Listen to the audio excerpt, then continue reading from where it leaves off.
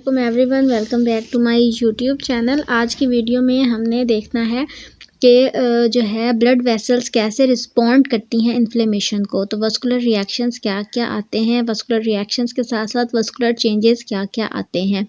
Vascular reactions of the acute inflammation consist of the change in the blood flow and the permeability of the vessels. First of all जाहिर सी बात है, जब inflammation होगी तो blood flow पहले जैसा नहीं रहेगा, और दूसरी बात जब ब्लड फ्लो बढ़ रहा है या फिर कम हो रहा है तो परमिएबिलिटी भी चेंज हो रही है। लेट्स सपोज अगर ब्लड फ्लो कम हो रहा है तो जाहिर सी बात है वेसल्स में परमिएबिलिटी कम हो रही है, कंस्ट्रिक्शन हो रही है। और इसी तरह अगर ब्लड फ्लो बढ़ रहा है तो इट्स मीन वेसल्स में डायलेशन हो रही है और परमिएबिलिटी बढ़ रही है। Designed to maximize the movement of the plasma protein leukocyte and circulation into the site of infection or injury.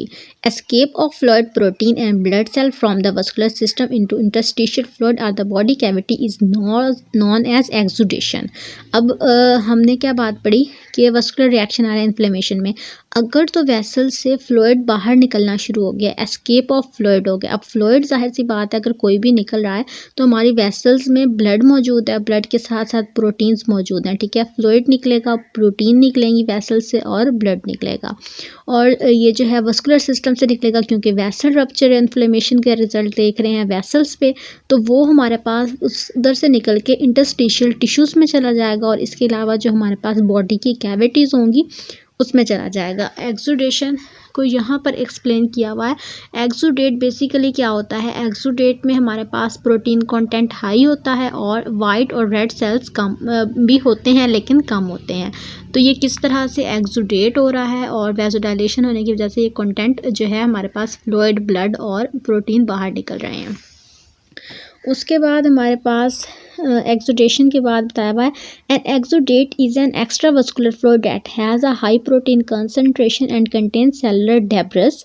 It's presence implies that there is an increase in the permeability of small blood vessels, typically during the inflammatory reactions. In contrast, transudate is a fluid with low protein content. Exudate और transudate एक दूसरे के opposite हैं। Exudate में हमने बात की protein content higher था, ट्रांसुडेट में प्रोटीन कंटेंट लो है, सेलुलर मटेरियल लो है और लो स्पेसिफिक ग्रेविटी है।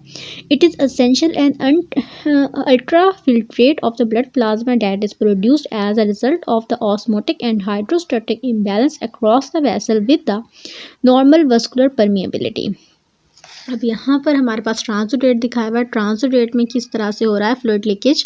इसमें जो है प्रोटीन कंटेंट लो था, फ्यू सेल्स था, इंक्रीज था हाइड्रोस्टैटिक प्रेशर और इसके साथ ही हमारे पास जो है इंट्रा हाइड्रोस्टैटिक प्रेशर इंक्रीज था। और उसके बाद यहाँ पर एक्सुडेट और हमारे पास ट्रांसुडेट दोनों हो गए। नॉर्मल जो है सेल कैसे था और नॉर्मली हमारे पास हाइड्रोस्टैटिक प्रेशर इंक्रीज था, ऑस्मोटिक प्रेशर कम था। उसके बाद यहाँ पर जो है इसको ये एक्सप्लेन किया हुआ है कि किस तरह इंटर एंडोथीलियल स्पेसेस थी, फिर डायलेशन हुई, स्टेसिस हुआ, लीकेज हुआ एक्सेट्रा।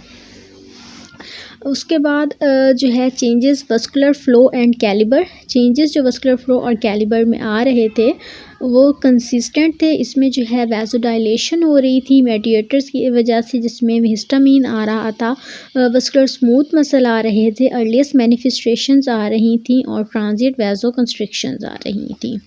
उसके बाद हमारे पास जो है 5 इन्वॉल्व्स थे जिसमें आर्ट्रियोल्स थी, उसके बाद ओपनिंग थी न्यू कैपिलरी बेड की, और उसके बाद हमारे पास इंक्रीज्ड ब्लड फ्लो था, cause of the heat and redness, erythema था at the site of inflammation, vasodilation थी, quickly followed by increased permeability of microvasculature with the outpouring of protein rich fluid यानी कि exudate and into extracellular tissues. The loss of the fluid and increased diameter lead to the slower blood flow concentration of red cells in small vessels and increased viscosity of the blood. These changes result in the stasis of the blood flow, engagement of the small vessels jammed with slowly moving red cells, and stasis develop. Both leukocyte, principally neutrophils, accumulate along the vascular endothelium, and at the same time endothelial cells are activated by the mediators produced at the site of the infection and tissue damage. यहाँ तक अगर कोई point clear ना हुआ हो vascular changes के हवाले से तो आप पूछ सकते हैं। अल्लाह हाफिज़।